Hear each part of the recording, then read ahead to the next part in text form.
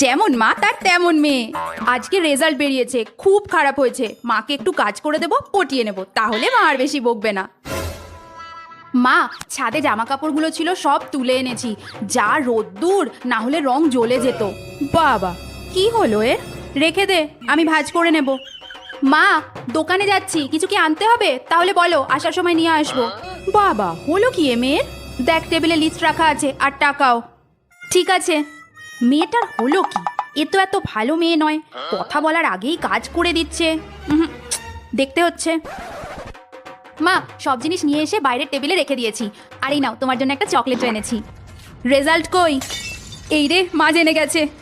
মানে, ভগবান বাঁচাও। আমি দীপার মাকে ফোন করেছিলাম, বললো তোদের রেজাল্ট দিয়েছে। যেমন মেয়ে তার তেমন মা। মেয়েটা আমার স্কুল লাইফ ফেল করে রেখেছে, আর ওর মা বাড়িটাও ছাড়ছে না।